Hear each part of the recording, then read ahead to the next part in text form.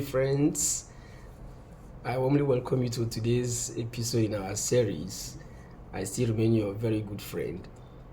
Okay, today I want to talk about something that is very important, and that is um, managing interpersonal conflict.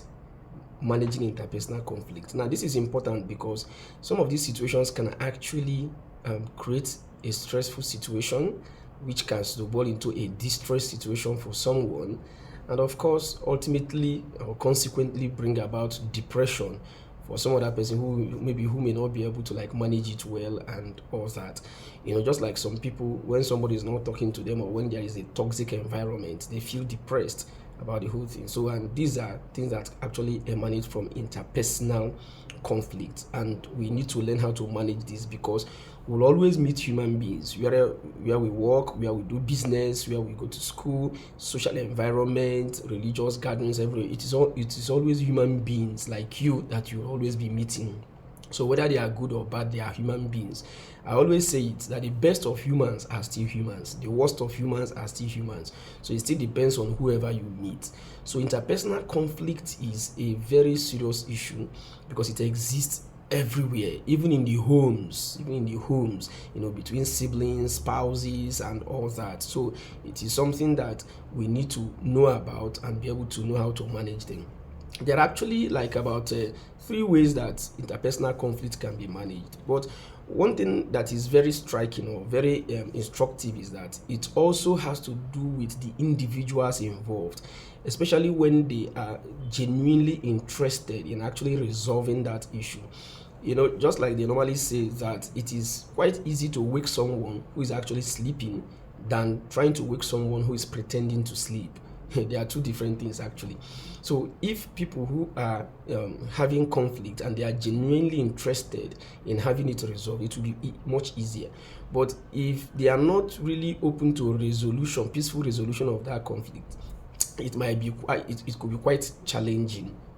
So that's why I said that the individuals involved actually play a very critical role in interpersonal conflict management. And one thing we know is that once there is more than one person, once we have two people, three people around, there will always be interest, and these interests vary. And it is when these interests now meet and they are no longer mixing well, you begin to have, it is from that conflict of interest that now brings about interpersonal conflict. Because if our interests align, there may not be need for any interpersonal conflict. But once the interest begins to vary, just gradually, that is when interpersonal conflict becomes so manifest. So three ways that interpersonal conflict can actually be managed. There are about three of them, and maybe you can pay attention to get the three of them, especially the last one is very important. In case you have not subscribed to this channel, please, I encourage you to hit the subscription button, and please, you are also please help to share this video so that people can also learn from some of these things. So number one is what we call finding a common ground. When people are coming from different axes, it is just better if they meet at the middle. It becomes easier. So when they meet there, then it's easier. So but when people are stiff in their own extreme, it becomes difficult. So when there are interests conflicting or interests conflicting, so meeting at the middle makes it much easier. So you know what is you are interested in, the other person knows what he or she is interested in. So the ability of you to find a common ground helps to manage that, and it normally presents a win-win situation. Everybody feels he or she has won or feels victorious about the whole thing, and everybody is happy. Then the second one is probably what we can refer to as compromise. That is, this one has to do, initially I talked about the individual persons involved. Now, one of the parties could say, okay, this is what the problem is, and I think I can actually forget about this for now. or maybe because of my position, I can do this later, I can do this some other place, I can do this somehow again. So by compromise, you can now allow the situation for the other person. So you now compromise on your own interest for the other person to actually have his or her way. Now, compromise here does not mean compromising on your core values of integrity, core values of humility, core values of honesty. It just means the compromise on the interest at stake at that moment. So just for peace to reign, you can just allow this person. You see a lot of people who say, okay, for peace to reign, okay, take this. For peace to reign, have this. So that's what we mean by compromise. Then the third and final one is having an external help or external assistance or external influence. That is, this is a situation whereby maybe the two of you who have this interest is not able to be resolved, and then probably somebody in a higher authority comes in, or a third party who can now use his or her position to now decide who gets what or not.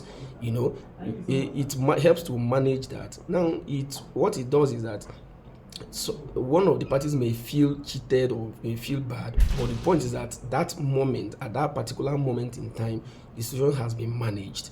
So it could also go either way.